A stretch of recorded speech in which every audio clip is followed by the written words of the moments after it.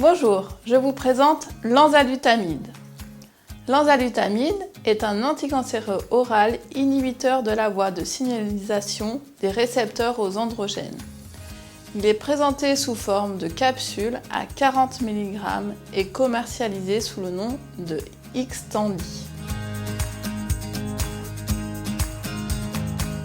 L'enzalutamide est indiqué en monothérapie dans le traitement du cancer de la prostate résistant à la castration, soit après échec d'un traitement par suppression androgénique et pour lesquels la chimiothérapie n'est pas encore cliniquement indiquée, soit après progression avec une chimiothérapie à base de docétaxel.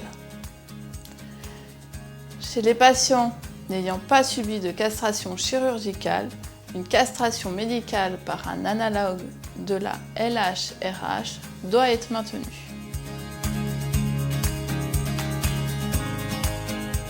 La posologie habituelle est de 160 mg une fois par jour, soit 4 capsules par prise pendant ou en dehors d'un repas. Des diminutions de dose ou une interruption du traitement sont possibles en fonction de la tolérance et de l'existence d'interactions. En cas d'oubli d'une prise, le jour de l'oubli, le patient prendra la dose dès que possible. L'enzalutamide est un médicament soumis à prescription initiale hospitalière réservée aux spécialistes en oncologie. En ce qui concerne les populations particulières, aucune adaptation de la posologie n'est nécessaire en cas d'insuffisance hépatique ou rénale.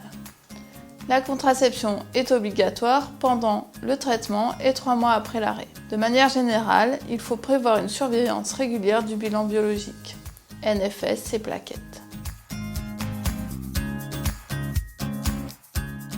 L'enzalutamide peut entraîner des effets indésirables. Les plus fréquents sont la fatigue, les bouffées de chaleur, les céphalées et l'hypertension. La toxicité générale peut se manifester par une fatigue, une asthénie ou une perte d'appétit. On recommande de privilégier les activités indispensables et celles qui procurent un bien-être. Pour la perte d'appétit, de manger lentement et de fractionner les repas. La toxicité vasculaire peut se manifester par des bouffées de chaleur et une hypertension. On recommande d'adapter son alimentation et d'éviter les aliments chauds, épicés, l'alcool, la caféine et le tabac. Une meilleure hydratation permet de limiter les bouffées de chaleur.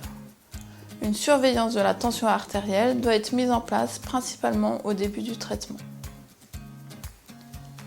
La toxicité neurologique, il s'agit de céphalées, de vertiges, de troubles de la mémoire, d'une insomnie ou d'une anxiété.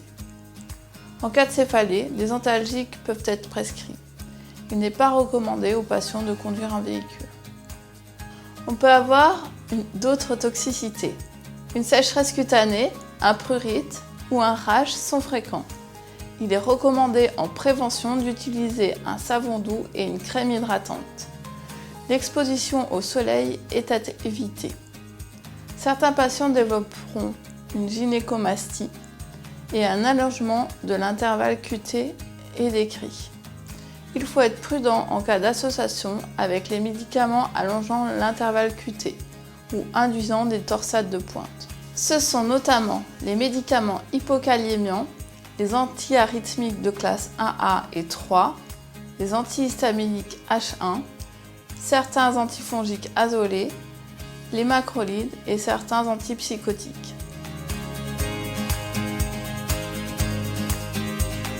L'enzalutamide est métabolisé majoritairement par les cytochromes 2C8 et 3A4. Il est recommandé de diminuer la posologie à 80 mg jour en cas d'association avec un inhibiteur puissant du 2C8. Il s'agit principalement du gémofibrosil, du montelukast et du trimétoprime. En cas d'arrêt de l'inhibiteur, il faut penser à réadapter la dose. Évitez d'associer l'enzalutamide avec un inducteur du 2C8. Il s'agit de la rifampicine. L'enzalutamide est métabolisée par le cytochrome 3A4 mais à moindre degré. Aucune adaptation n'est nécessaire en cas d'association, mais il faut la prendre en compte. Avec les inducteurs des cytochromes 2C9, 2C19 et 3A4, l'induction est attendue après 1 mois de traitement. Aucune adaptation n'est nécessaire en cas d'association, mais il faut la prendre en compte. Avec la phytothérapie, des interactions sont possibles. Les plantes inductrices et inhibitrices des cytochromes sont à éviter. Les plus connus sont le jus de pamplemousse, le jus d'orange amer, le chardon-marie pour les inhibiteurs et l'ail et le millepertuis pour les inducteurs. Certaines plantes sont susceptibles d'allonger l'intervalle QT comme le boldo, le fucus, le ginseng asiatique, l'orange de Séville, le passiflore ou le pissenlit. Vous retrouvez toutes les informations et les interactions sur la plaquette en ligne.